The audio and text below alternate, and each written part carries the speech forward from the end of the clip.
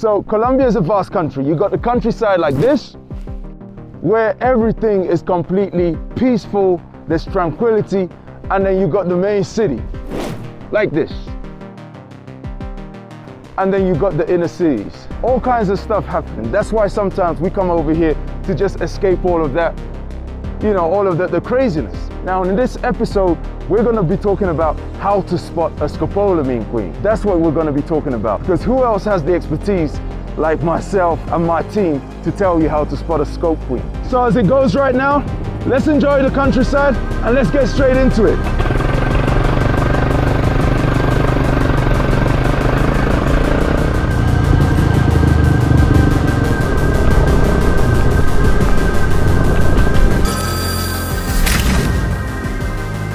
I've always been told never trust a girl with a big behind and a nice smile, and that saying even resonates a lot more when you're in Colombia. Since the end of COVID, foreign men have been arriving in droves in Colombian cities such as Medellin and Cartagena, with different tourists looking for different things. A subsection of this group come to Colombia to have fun with the local women, or even to date a local Colombian woman, but they're unaware of some of the dangers of dating a Colombian woman, especially when you meet her in a nightclub or online via a dating app like Tinder. And even though she may come across as the girl of your dreams, as you make a toast, they have nothing but bad intentions for you, and is no different from inviting a hardened criminal into your personal private space.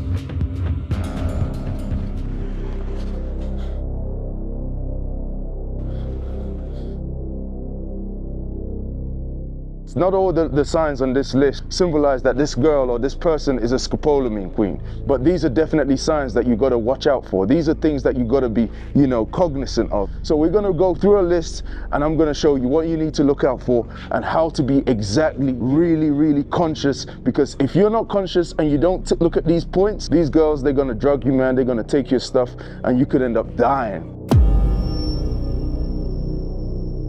There is nothing of her in a social setting.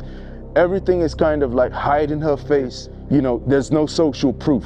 She doesn't have a lot of varied pictures. All her pictures on her Tinder profile, like she's got half her face hidden. She's like holding the camera this way, trying to hide her face. These girls who try and drug and rob you, they don't want anybody to see their face. Just like me. Like I say, I hide my own face because I know what I do. You know, this is how they hide their own face, because they know what they do. Because they know that what they're doing, everybody's not happy with what they're doing. So they try and hide their faces. They don't, you know, they don't try and show you their face. They don't take any varied pictures. When you look at this kind of profile, you know that this looks a bit off. So these are some of the red flags. No social proof. She has pictures on her Tinder which hides her face. These are red flags that you just got to be aware of.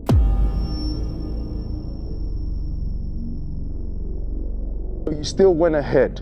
You still went ahead with, you know, matching her on Tinder. Now, what you find is immediately she matches you, do you know what she's gonna do? She's gonna end that conversation, block you on that chat, and hopefully try and move you over very quickly to WhatsApp. Normal, regular girls, you know, when they match you on Tinder, they don't even think about blocking your profile. They don't even think of ending the conversation. They just let the match be exactly what it is. These scopolamine queens, what they will do is that they will block you.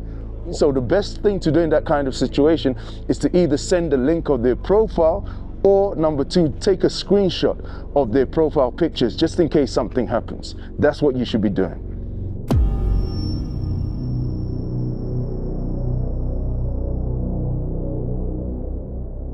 Once you've exchanged numbers and she's now on WhatsApp with you, you find that she doesn't have any profile picture, she doesn't update her status, it's just regular, it's dead. There's no social proof that this person actually exists. This is another red flag. Just use like an icon, you know, something, or abstract picture, like how I have on my statuses. So when you come across a woman who doesn't want to show these things, you just got to be careful.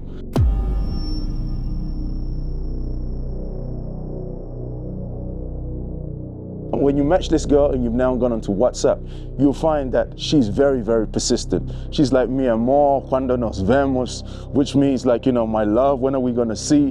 Let me tell you something. Your regular, normal Colombian woman, she's not trying to like, you know, see you just like that. Trust me, I live here in this country, and these girls, the decent ones, they make you wait. I don't know what people told you about Colombia. All them channels that you watch where they show them chicas in the park and whatever, those are prostitutes. Your regular, normal Colombian girl is not going back home with you on the first date. So if they're pressuring you, that's a red flag. Me and more, laying it on you, telling you how great you are, how handsome tú eres, muy guapo. You just need to be really careful about that. Those are signs, those are red flags. No woman in the world, you ain't that good looking, trust me.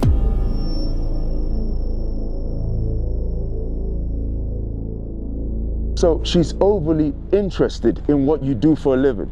She's asking you questions. What do you do? What kind of job do you have? All of these things. Now, women and people normally want to find out what people do for a living. Yes, very, very true. But the thing is that when somebody's overly interested in what you're doing, that's also a red flag. And then also she wants to know where you live, what kind of accommodation you have. Are you in a hotel or you in an Airbnb? So she's trying to gain, as I said, as much information from you as possible. So you just got to be mindful of these kind of questions. When she's asking you these things, just know that they're potential red flags. You just got to think to yourself, hey man, why is she asking me about my job or what kind of work I do, what I do for a living? Especially when they're over interested, asking you questions about where you live and the type of accommodation you reside in. As I said, they're only just trying to get information from you, which they're trying to use to build a profile about you. With all those red flags that she's already shown you, you're still going ahead to meet. So you've now graduated from the WhatsApp conversations and you're actually going to go meet her. If she refuses for you to pay for her Uber, that's another potential red flag that you've got to be really, really, mindful of. Ask her, hey, I'll get you an Uber. If she refuses or makes excuses, just be very careful. Another thing that you've got to be mindful of is that she wants to come with her friend. The scope queen that we just busted recently, Lena, okay, fair enough, she's on her own because she operates on her own, but most of these people, they operate as a team. So be very careful if at the last minute, this girl that you're meant to be linking up on a date or whatever, she says to you, could I come with my friend? Or they make sudden changes to the plans that you guys already had. So be very, very careful. If she's saying that she wants to visit you and come to see you on the date with her friend, that could be a setup and that's a red flag.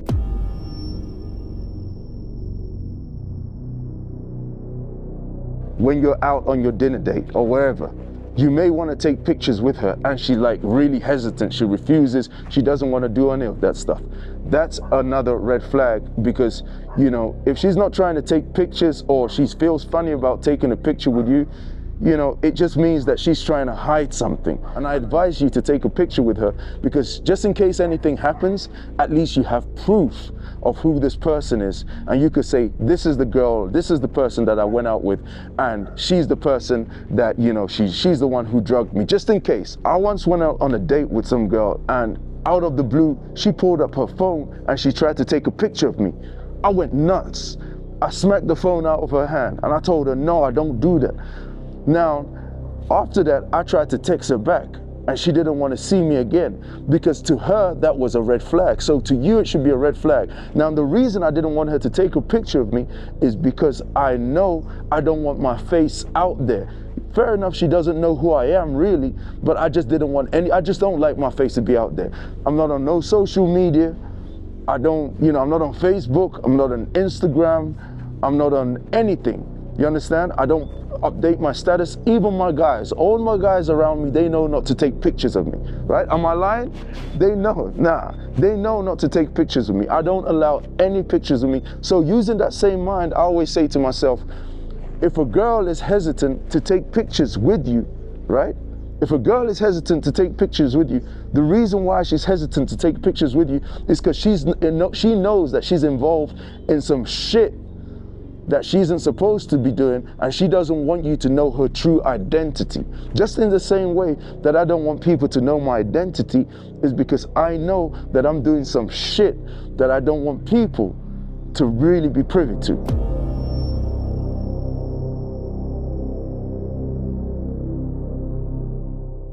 If she suggests to go back to your place, that's another red flag, especially on the first date.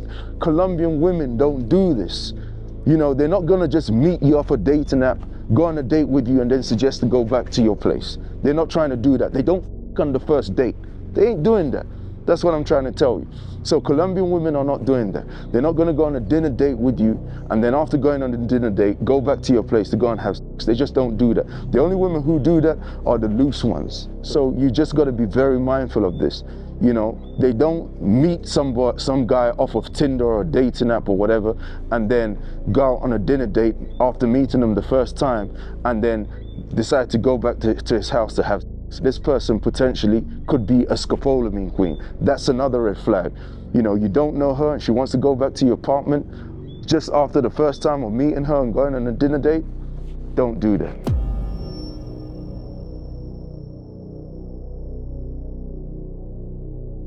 So now you want to take her back to your apartment, to your place, and you notice when you get to security that she ain't got no ID.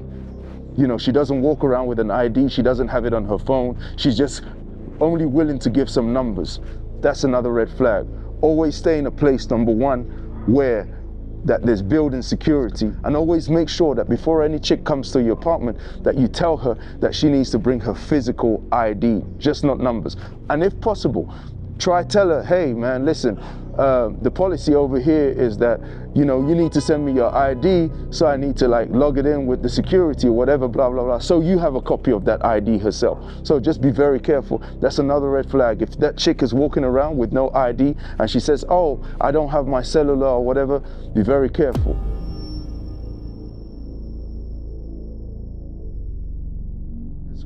When she's actually in your home, be very attentive of how she behaves. Scopolamine queens, when they get into your apartment, they tend to like gaze and look at things in your apartment. They want to know exactly what's in there, what kind of valuables you have. So just be very attentive, because they're always gazing and looking around. They're trying to memorize the code for your telephone. They try and memorize the codes for your apartment if you're using one of those door codes. So just be very mindful. If she's looking around like that, you know, sitting in the corner, being very suspicious and gazing around your apartment, that's a potential sign that she's a scopolamine queen.